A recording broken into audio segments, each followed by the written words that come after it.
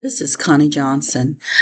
I want to begin a series of orations, just like a podcast, to talk about the economy and how we have arrived to our present conditions.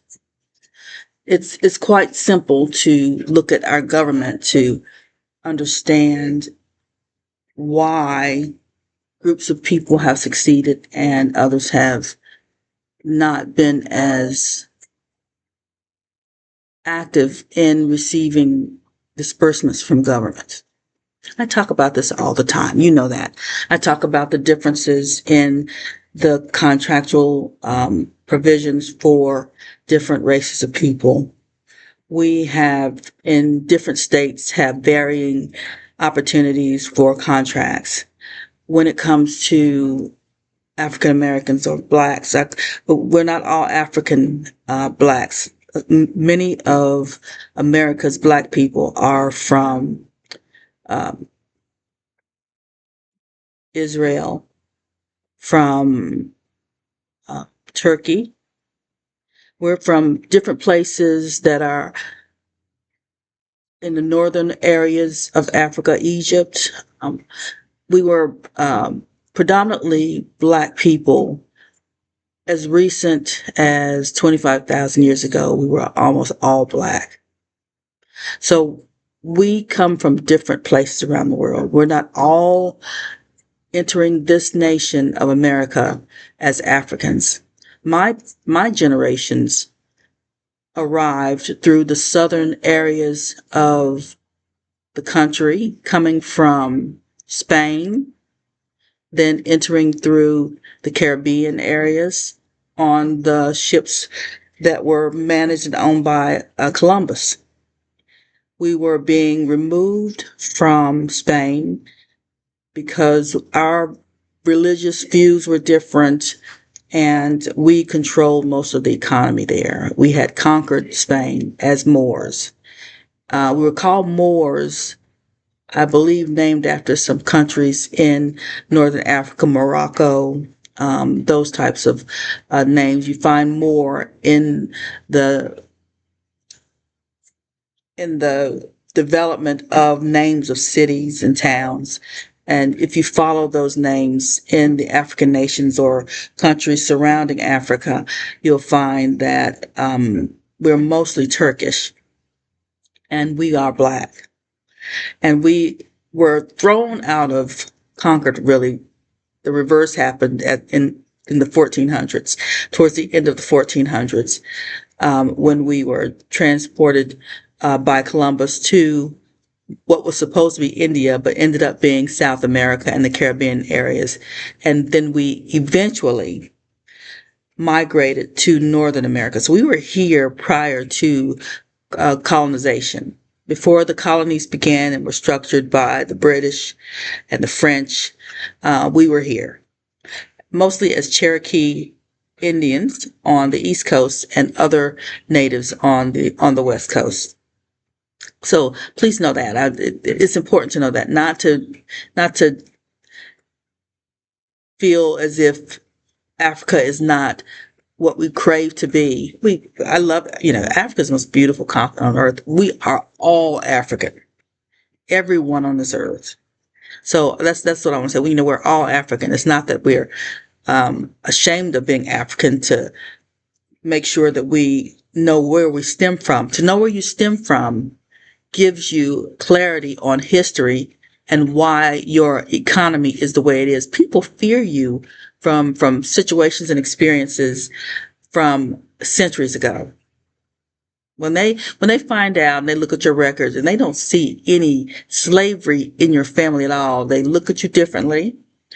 You're a Native American. That means you could be a Moor, which means you could be extremely, extremely engaged in entrepreneurship, and your families were mostly entrepreneurs, and you could possibly be a problem. You see, you have to know these things. It's not to say that we're ashamed of being African. It's to identify with who you really are. So this particular podcast today is to help you understand how important your histories are. And what I've discovered is because we have eternal life as Christians, we have family still guiding us and leading us in professions, in our social relations, in our marriages, with our children. They're guiding us so that we are successful. And because they are Christians and fought many battles and fought for their own businesses and had businesses hundreds of years ago, they know exactly what to tell you and exactly what to do. And if you tune in, you're going to be very successful. You're going to have people coming at you, trying to stop you, trying to get you out of this economy as quickly as possible, because their information is so valuable and viable for your economy that to connect with your ancestors, to connect with your history is extremely valuable and important. But I want you to understand the economic side of our histories. Right now, we look at our economy as the rich and the poor. And you have people who make an effort and who spend their whole entire lives oppressing people. And the reason why people are oppressed is because of their religion. They're not violent people. They prefer to have, beautiful communities, growing flowers, plants, and not warring. And then other people, all they know in the process of surviving is war. That's all they do is war. They war every day. They war over money. They're gonna get your money. They're gonna kill you and your family, and they're gonna get that nice house you have. They're gonna put you in jail. They're gonna undercut your economy by hurting your children in school. They're gonna find the ones who are they plan and orchestrate to destroy you. There are people that we live with that actually live like this every day. And here we are going, hi, and they're here in your town to destroy you. So we have to equip ourselves with protections. We need to protect our children and to protect ourselves. You cannot let your child enter a school and leave that child to handle himself or herself. You have to be engaged in every side of your child's education. And you have to understand that there are systems in certain cultures that are designed to hurt your child.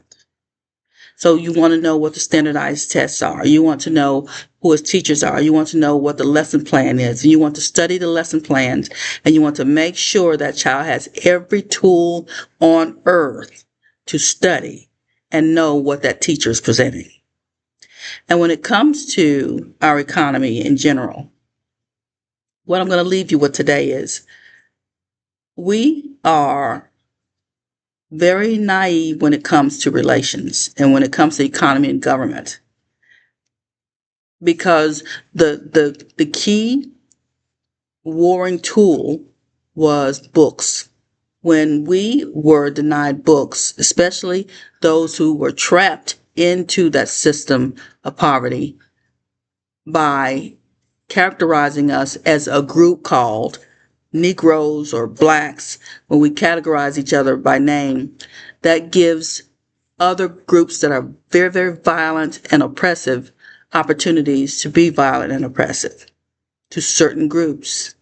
So it's important to understand that, and to understand that the means by which people are oppressed is not through weapons, even though, you can become quite intimidated by people who talk about guns all the time. But the main weapon that is used against people who are calm and kind and have a nature of protecting nature is literacy. the most powerful group is the literate group. And that's mainly what it is. The group that reads the most, that wakes up in the morning to read the newspaper, and that's the standard process of life for them, to read everything they see. Those are the most powerful people on earth. It used to be the Moors, it used to be us, but that system of slavery that blocked people of color and women from literacy worked, magically worked, overnight almost.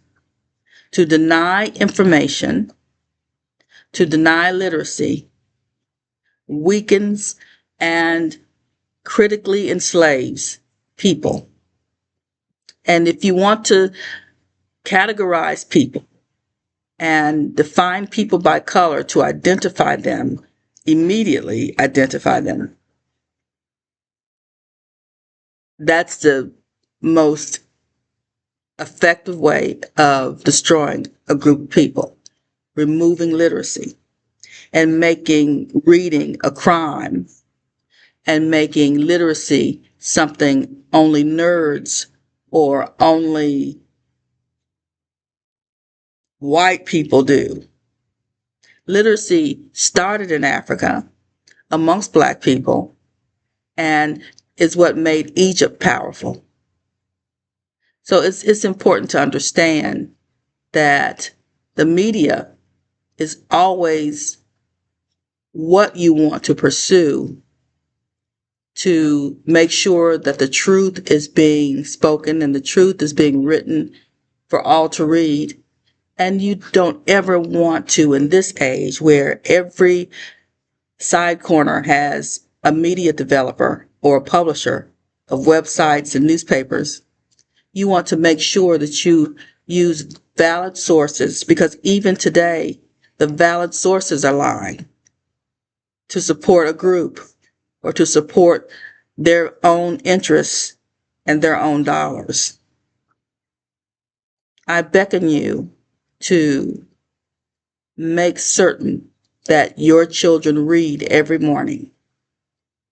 If you can take some time to organize a place in your home for everyone to read something, whether it's breakfast or dinner, that is very important to do. To start your family on a ritual of reading. My mom taught me to read when I was 3. So when we were passing billboards, I knew everything the adults knew by the time I was 4 and 5. So I had a big head start. And it's been very, very successful in my life. I think if I had not had that ability, I think my life would be boring to me. I think I'd be really bored to death if I couldn't pick up something and study it immediately and know how to connect it with what I need to complete a project or achieve something. All the answers are in writing because our forefathers and mothers were documenting everything from the beginning of time. And if you need an answer, it's out there. And what's really good about the internet is that people are writing and documenting everything that happens.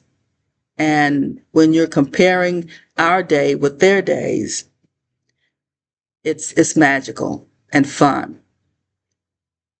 So this is the podcast for today. Remember that the weapons are not guns. Excuse me for this. The weapons are not guns, but our weapons are books, magazines, newspapers, and writing. Until we talk again, meet again, this is Connie Johnson. I'm on your side. I'm on the side of peace, love, justice, and truth. That's your side. Have a great one. Bye-bye.